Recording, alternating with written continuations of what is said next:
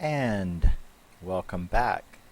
If you're new here, my name is Rusty, and this is my channel where I talk about my favorite movies, mostly horror, and my favorite music, mostly metal. And this little trilogy that I'm going to do is known amongst some collectors as the Holy Heston Trilogy. Now, these three movies were like so influential to horror, fantasy, dystopic and sci-fi movies. These you really can't. I really can't understate how influential these three movies are going to be, or were, um, on cinema. And I absolutely love them. I, of course, didn't see them when they first came out. And we're going to go through them, and then I will talk about my experiences with them. Um, Afterwards, we tell our little story, and then we can talk about it. Now, the first one that we are going to tackle, we're going to tackle them in chronological order. And the first one is the original Planet of the Apes. Yes, yes, yes. Gives away the ending right there, don't it? If you've never seen it before. I just noticed that. Who would put that on the back of the box? Then again, I suspect they imagine everybody's seen it, but... Well, it's on the cover, too. Alright. But yeah, The Planet of the Apes. Now, The Planet of the Apes was released in 1968. It stars Charlton Heston, Roddy McDowell, Kim Hunter, and Maurice Evans, whom I will also talk about. It was directed by Franklin Schaffner and written by Michael Wilson, Rod Serling. Wonder who that is. And Pierre Boulle. And yeah, so we can bring up the screensaver and get to the story. Now, this movie is set at the beginning in 1972. And Taylor, played by Charlton Heston, is giving his last report. We see that we are on a spacecraft, and he is giving a last report where you learn kind of what is going on, and that is that him and three other crew members who are already in cryogenic suspension, um, they are setting off to a new planet, and they've been 6 months out, so now it's time for him to go down. So he is sort of, recording his last report. So we have Taylor, Landon, and Dodge, and then um, the girl. I can't remember her name, but doesn't matter, and you'll see why in a second. So as we're going, he lays down. He has this really cool monologue, and you can tell pretty much from the beginning that Taylor is not exactly a fan of Earth, and well, maybe not Earth. He's not a fan of humanity by any stretch of the imagination, and you sort of get that opinion right off the bat that this guy doesn't really like humans. So he's very, very pessimistic. And he goes to sleep, and next thing you know, you're coming through the clouds, you're on this desert looking planet, and they crash into the water, at which point their cryogenic tubes automatically open. They wake up. They get up, Dodge, Landon, and Taylor, only to discover that a crack somehow had appeared in Stewart, the only female, had appeared in her case, and she's mummified. So it's not like it just happened. Obviously, she's been that way for a long time. Now, as they do the atmospheric reading to make sure that they'll be able to breathe, and it says that the atmosphere is fine, so they abandon ship. Now, right as they abandon ship, Taylor notices that on the readout it says 11/25/39/78. So they've been out there for over 2,000 years. Um, 2,000 years have passed. So she could have been dead for 100 years or 2,000. There's no way to know. So they get out and they get on their little raft and they make it to shore. And this is obviously, it doesn't look like Dune because it's not all rolling hills or anything, but it's obviously a very barren desert planet. And they're doing tests and they're reminiscing about Earth. And Taylor is even more pessimistic than you thought he was. He really, really continuously goes on and on about how shitty the human race was, and he sort of rides Landon's back about, you didn't think we would make it. Here we are. Aren't you thrilled? You're away from all that crap. All that stuff has been dead for thousands of years, and sort of, kind of needling him and egging him on.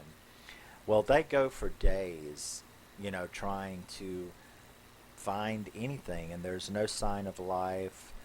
They begin to worry when they do find a little piece of vegetation. And where there's a little plant, there has to be more. So they start feeling a little bit more comfortable in that maybe they're not going to burn up and thirst to death in this desert.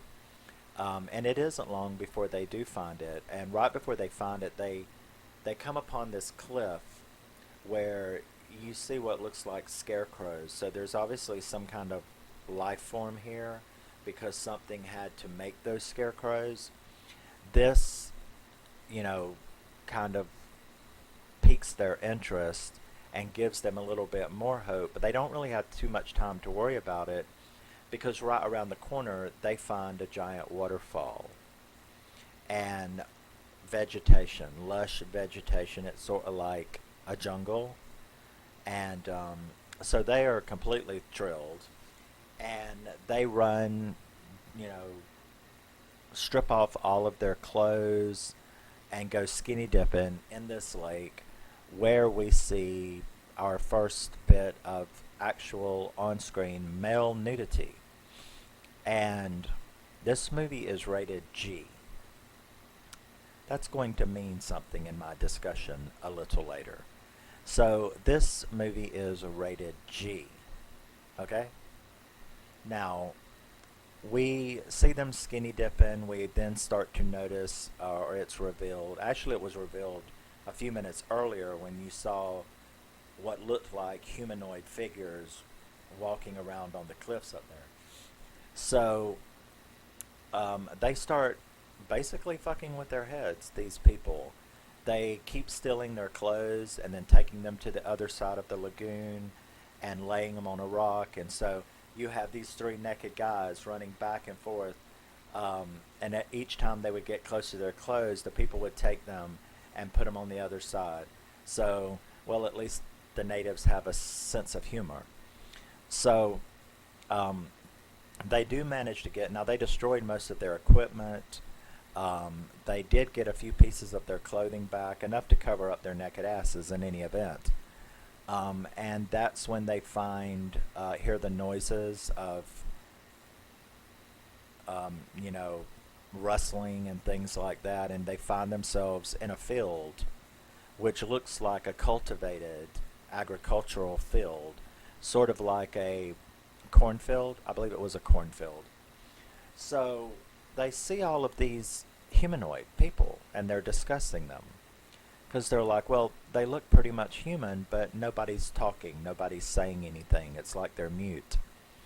And Taylor comments that that's okay, showing more of his pessimism because he actually prefers humans that way, and that if that's the best this planet had to offer, that they would be running the planet inside of 3 months, which is true. I mean, if that were the case, that is what it, I mean, if a more advanced human came along, to a bunch of primitives, they probably would be running the place in no time. So, just about the time that they get comfortable with this idea that they found these people and they're fascinated, and I'm sure it was a big relief considering their last few days. Um, there are humanoids on this planet. There is food, there is water, so we can take a breath. That breath doesn't last very long though, because they start hearing actual noises. They then see the primitives freeze, and then they start running as if something's after them. And that's when we get to see big apes on horses. And you can imagine these three guys were blown away. Like you would be. What the fuck is that? You know, it's definitely going to shock your it's definitely going to stun you. So while they're continuing to run and dodge and weave like everyone else is doing, unfortunately, Dodge gets shot, and he's obviously killed. I mean, I think he was shot right in the back of the neck,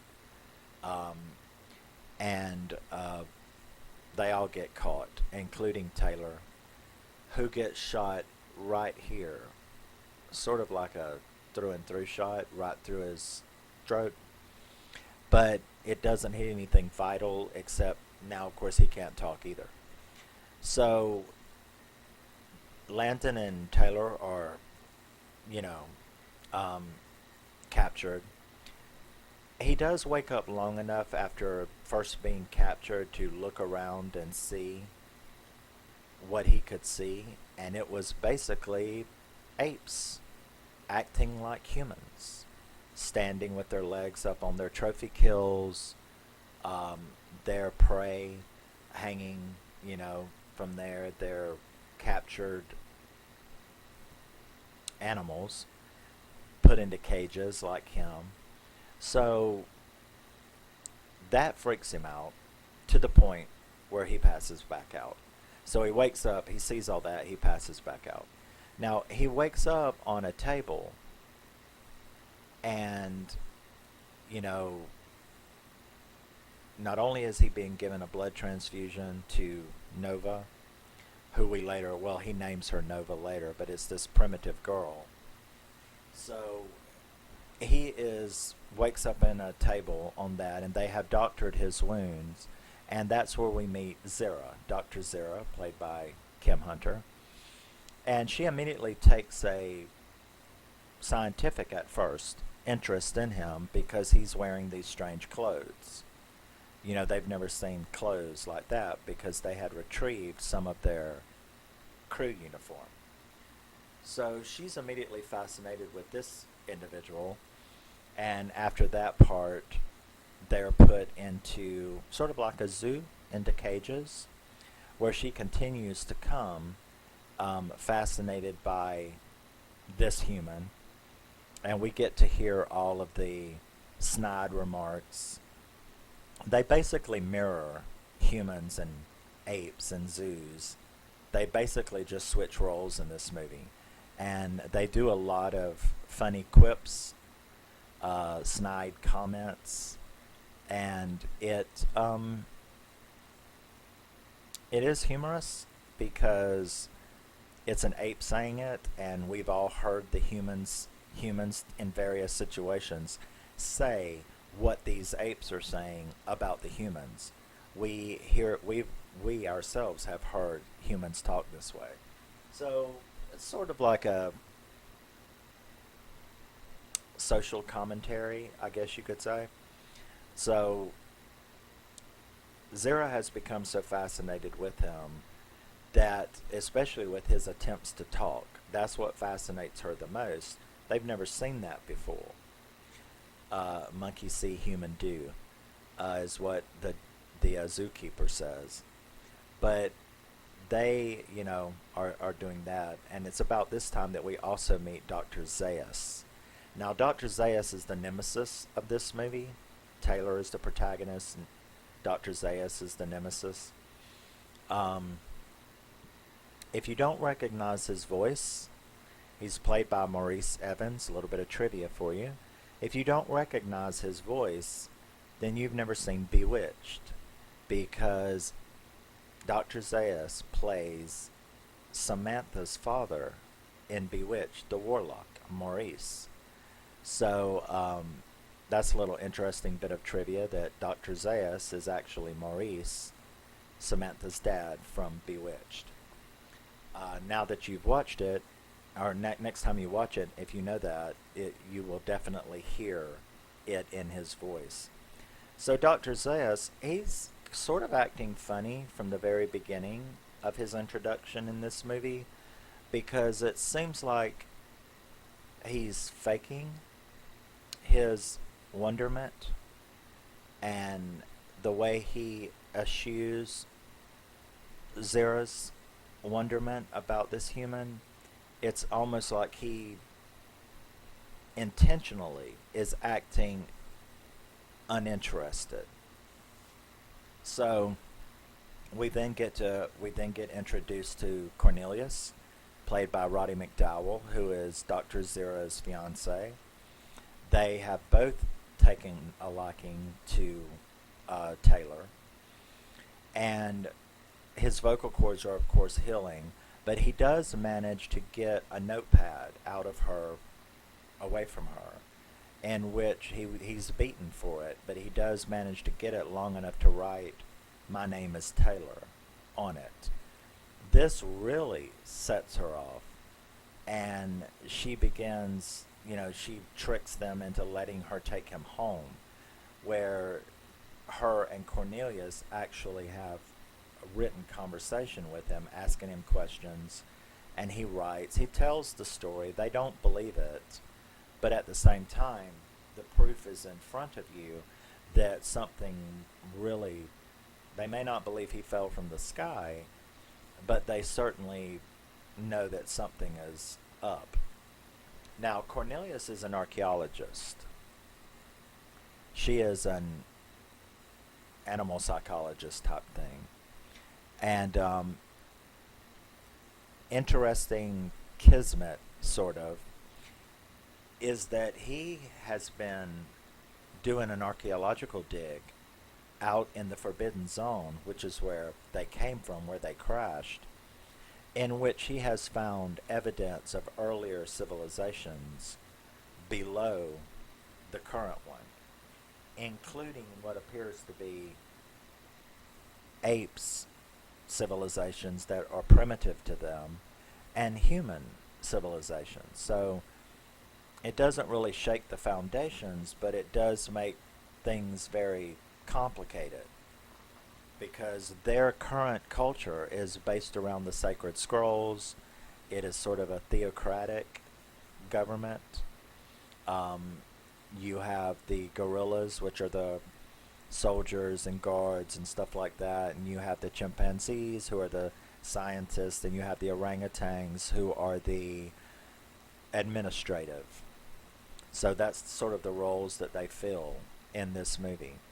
Now, once Zera and Cornelius are aware of Taylor's intelligence, they start trying to help him, because Zeus wants him dead. Zeus wants him gone. Zeus wants him lobotomized. Zeus wants him something.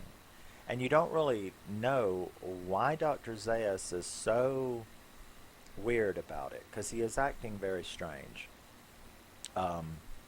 for the situation. Now, there is a scene in which they are outside in an outside pen, because Zeus, of course, makes him sent back to the zoo when he catches Cornelius and Dr. Zera playing with the pet at home. So he had managed to scratch out words in the sand. Now, Nova had erased a couple of them. It's like she knew better, like instinctively she knew you do not need to let them see that you can do that. But she doesn't get all of it. A big fight ensues, so Cornelius and Zera don't notice it, Now, Dr. Zeus does notice it, and this is where you know something is really up, is because he looks around to make sure no one else noticed it, and then he scratches it out himself. So it's at that point that you know Dr. Zeus has been intentionally acting oblivious and uninterested and has no scientific curiosity. Um, and there's got to be a reason for that, because in the similar situation, anyone's going to be curious about this new creature, but he doesn't seem to be curious in any way. Um, they that really sets him off, and they're going to, well, castrate him. Dr. Zeus orders him to be castrated. Now, no one but Cornelius and Zira know that he can understand, and so he hears them talking. Well, he's not going to have none of that, and I totally agree. So he breaks out of jail, and he runs into town. There's this big, gigantic chase scene where he actually finds a stuffed, like taxidermy, and he found Dodge where they had stuffed him and put him in the little taxidermy zoo thing. So that was kind of rough to see, because you kind of knew he was dead, but that proved it right there. And the chase continues until finally they manage to catch him in a net, where we get the really famous, I guess the most famous lines. What are there? Three of them. It's a madhouse, when they were spraying him with the water hose. And then we have this one, which is, take your paws off me, you damn dirty ape. And because his voice has come back, and he said that in front of everyone. So all of the apes were stunned, like 100 of them around. And he is then put on trial before the 3-person orangutan council. And Zira and Cornelius come in to try to help him. I guess they are in the position of the defense counsel, trying to explain why it's important to keep him for science, trying all of their little tricks. Dr. Zayas and them, of course, aren't having it, and one of the orangutans actually humiliates Taylor by saying that his clothes stink, and at which point a gorilla walks up to him and cuts his clothes, and you have Charlton Heston from the rear standing there full body naked. This movie is rated G. So you have a nice long lingering butt shot of Charlton Heston, and this movie is rated G. So it'll all come to you in the end when I talk about it. But so they try to defend him. That's not going to work, of course, because it's all rigged. They won't let him defend himself. When he does try to talk, they just shut him up. Eventually, they put like a bulldog mask on him. And Dr. Zayas pretty much sentences him. Well, no, it's during this thing that we find out what happened to Landon, and Dr. Zayas already knew this, and that was the whole point. He was like, well, you say that you came with 3 other people and that one of them were killed. Well, where's the other one? Because we've gathered all the ones that we caught with you on that hunting expedition, and they're waiting outside, so go point him out. Well, he goes out there, and he sees Landon, and he's hollering at him and telling him to look this way, and then he walks up to him, and Landon turns around, and the side of his head is shaved, and he's been lobotomized. So, of course, he freaks out about that, and Zera and Cornelius are now fully on his side because when they see that, they know that Zeus had to do this because this talking humans, somebody would have noticed Landon. So Zeus had already known about this stuff behind the scenes. Now, of course, Taylor freaks out. You know, you cut his brain, you know, you sick animals, blah, blah, blah. And Zeus calls him in for a private meeting where he offers him a deal. Now, of course, he doesn't believe the spaceship stuff, but he's like, you are from somewhere, not here. But I want you to tell me where your tribe is, because Zeus wants to get a hold of these talking humans. Obviously, they're advanced, than the more advanced, so he sees it as a total security threat to his position and his culture. So um, Taylor refuses, of course, and that's when Zeus says, if you don't, you will be castrated and lobotomized, and sends him back to the zoo.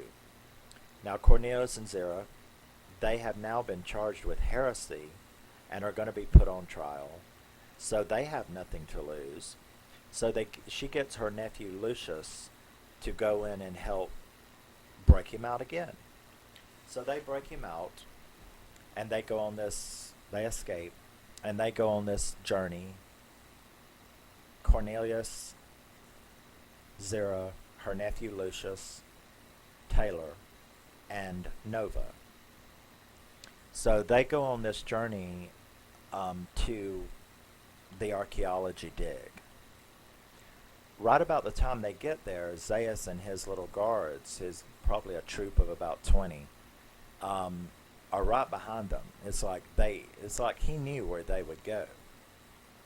And they get there where Taylor tries to make another deal with him, and it's like, you know, if Cornelius can prove that your sacred scrolls are bullshit, you will leave them alone and you will let us leave. And so he's like, okay. So Cornelius takes him in there and shows him all of this stuff, including a human household civilization. And Zeus is like, well, yeah, we've always kept humans. They just kept humans, you know. But Taylor, he starts, you know, he recognizes dentures. He recognizes an artificial heart valve. He recognizes eyeglasses. And I think the biggest thing that was there was a doll. Now, of course, we're going to suspend our disbelief to believe that a doll, a talking doll, would still be able to work. You've seen, you know, you pull the string and they talk. Well, there's one of them. So, thousands of years, and it still works. I doubt it. But it's all for the fun of the show. So, the doll talks. The doll says, "Mommy." And that's when Taylor knows that Zeus is full of shit and says, that's it right there. Why would humans, thousands of years ago, make a doll that talks if what you're saying and your scroll saying is true? So, it's all a trap though. Because while they're in there doing all of that, of course they attack little Lucius outside, and that starts a shootout, at which point Taylor goes outside. He begins trying to help Lucius fend off these gorillas, and when he saw that they were sort of possibly going to lose, he comes up with yet another strategy, and that is to make Dr. Zeus believe he's been shot so that Zeus will come out. And when he does, he takes him hostage. He makes him and ties him up, makes his guards fall back, and then basically says, you know, either you stop this and you let us go, or I'm going to kill you. At which point he finally gives up. Dr. Zeus gives up and says, "Fine, you can take a horse. You can go. I promise." And his guards come down. They untie him. Taylor and Nova get on the horse, and they start going off down the coast. And that's when Zeus says that he's still going to put Cornelius and Zera on trial, reneging on at least that part of the deal. But he doesn't renege on the rest, because he does let Taylor and Nova go. And the last thing that he says, to Dr. Zeus, or the last thing Dr. Zeus says to Taylor, is, I don't know what you're not gonna like what you find out there. And he's like, okay. So we then see him and Nova. They've been riding for a long time, and we suddenly see the horse stop, and we see Taylor get down off of the horse and looking very shocked, very stunned, and he falls down on his knees and he starts crying and he starts screaming, and you don't really know, if you've never seen the movie, you don't really know what's going on. And then the camera pans around to the other side, and you see what it is he's looking at and screaming, and that's the Statue of Liberty, or what's left of it, just that little bit that's sticking up out of the beach. So, big shock. We find out, well, at least they did in 1968, and I did as a little kid, that they never went to another planet. They just were stuck up out there in cryosleep for over 2,000 years. For almost 2,000 years, and crashed right back down on Earth. So what he's screaming and crying is, you did it, you bastards, you really did it. You destroyed the Earth, and this is what rose in its place. And that's how the movie ends, and you are left stunned if you've never seen it again. It's a fantastic movie. So now let's talk about it. I had 4 pages of notes, or 3 pages of notes, and I never even had to look at them. So, how did I see this? Well, I was about 9 years old, and the little theater in my small southern Florida town had a theater that often did revivals. Now, when I became an adult and became a cinephile, I found out that, like those midnight matinees, the midnight movies and stuff like that, well, I was told, or I learned, that it's a lot cheaper to rent or to license old movies for display. So theaters that run those midnight movies and stuff like that, and you can go and see revivals and movies from the 60s and 70s and 80s and 90s now, that it costs a lot less for a movie theater to get some old out-of-the-way movie and license it for show. And I think that my little town did that a lot, because that's actually how I saw these 3 movies when I was a kid. So times, of course, were different. I don't know, it was probably, 20 years after this came out? But, so I was actually dropped off by my father, alone.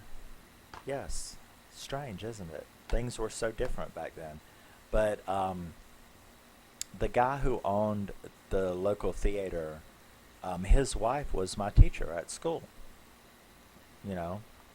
So, like I said, I was about 9 maybe, about 9 years old.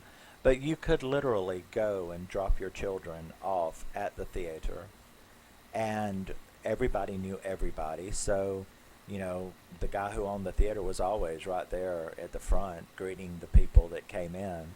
And so it's like, I remember my dad was just like, here's my son. I'll pick him up later. So you could actually just drop your kids off at the theater, and they were totally safe. And that's when you like to have that these days. But so yeah, I was about 9 years old when I saw this at a revival at the local theater. My dad probably didn't have a second thought about it. He doesn't give a shit about movies, or he didn't back then.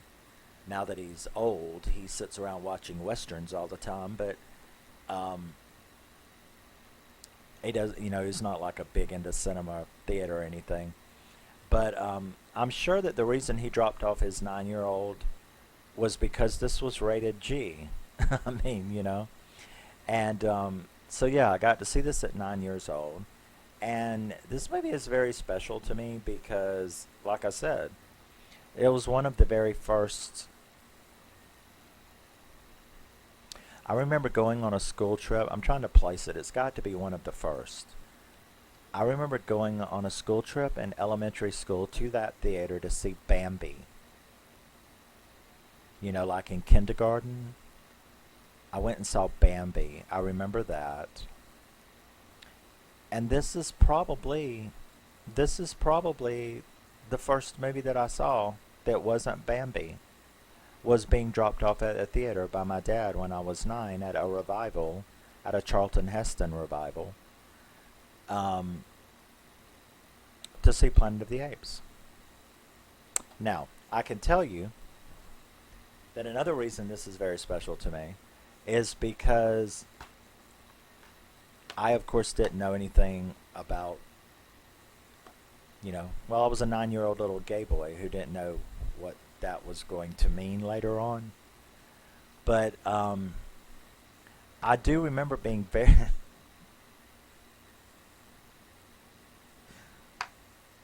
I do remember being very, very, very fascinated by Landon and Taylor, because in the skinny dipping scene, um, do you get to see the other guy? I don't know. I know that you get to see Landon right in your face, and you get to see Charlton Heston too.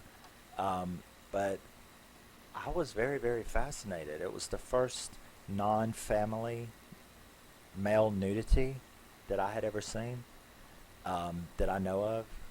But it definitely in my head. And then, of course, in the trial scene where they cut his clothes off and it fell. Yeah, yeah. I didn't know why that was so fascinating to me when I was 9, but when I was 14, I knew why that was so fascinating to me. So, Planet of the Apes was the first time that I got to saw cinematic nudity, of a guy, and that left an indelible mark.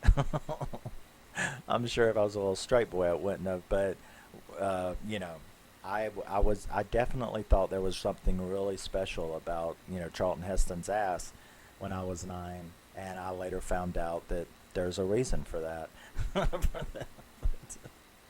So yeah. Now the other thing I wanted to talk about that subject, it's rated G.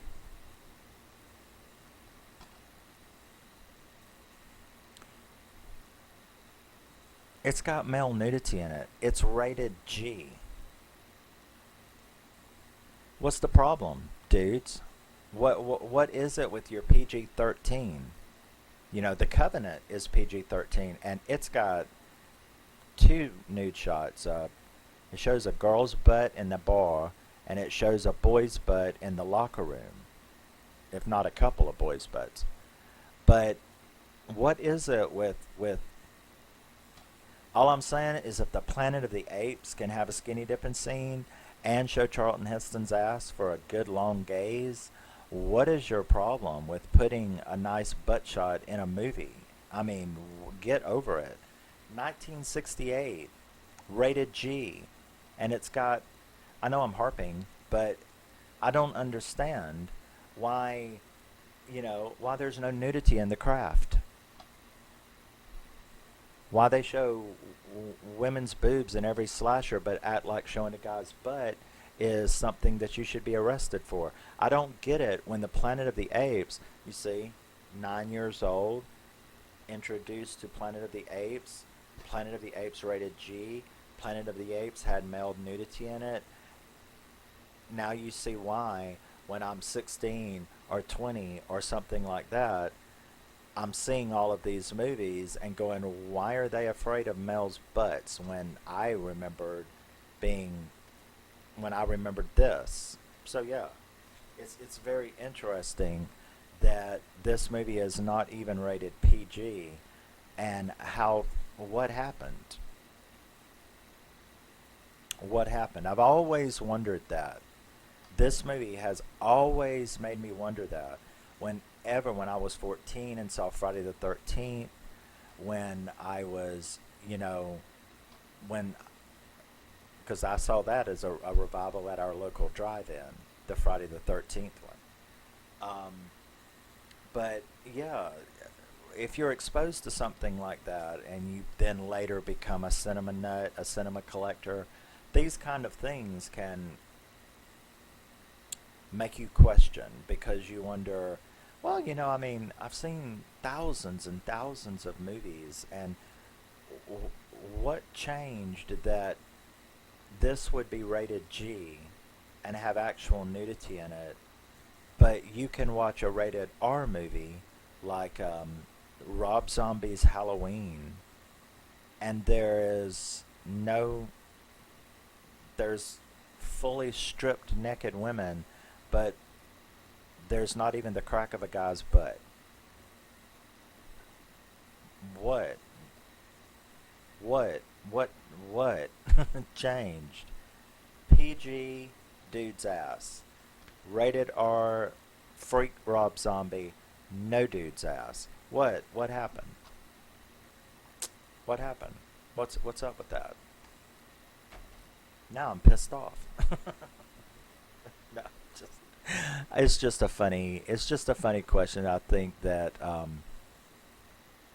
cinema collectors, film collectors, we can come up with questions like that because we have watched the industry go through phases, and since I have been an absolute cinema nut because of this, it was the Charlton Heston. That's why I've decided to do this. The Charlton Heston Holy Trilogy, that weekend that they had the revival at the theater and I got to see these three films that I'm going to do, I was 9 years old. And these are the three films that forever turned me into a cinema freak. And so these are the three films that did it for me. I had been fascinated with film ever since my dad was doing whatever my dad was doing that weekend, that he needed to drop me off 3 nights in a row at the theater while he went and drank at a honky-tonk, I'm assuming. But this is what did it. This was the very first film, aside from kindergarten class going to see Bambi. This is the very first film that I ever saw, was Planet of the Apes. And that's why it's so hard for anything else to live up to it, because I was introduced to 3 of the best films ever made. And all of them involve dystopic horror,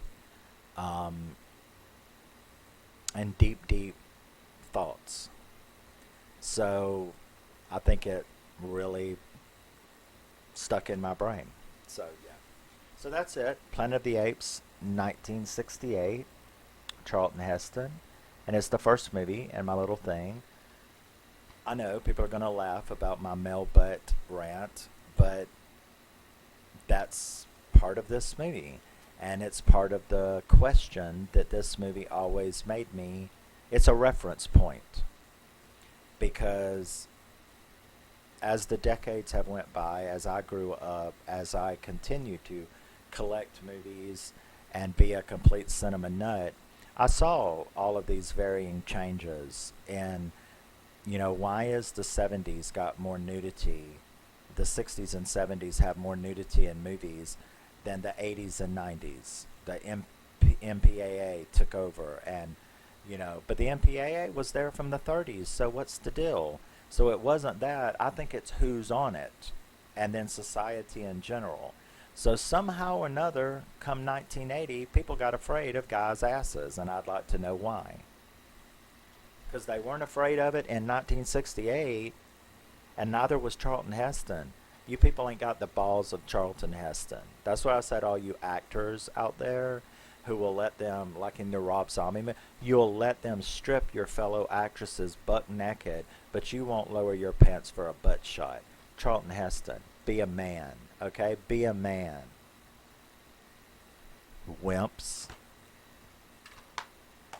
Maybe you just don't have as nice an ass as Charlton Heston. Is that it? I don't know.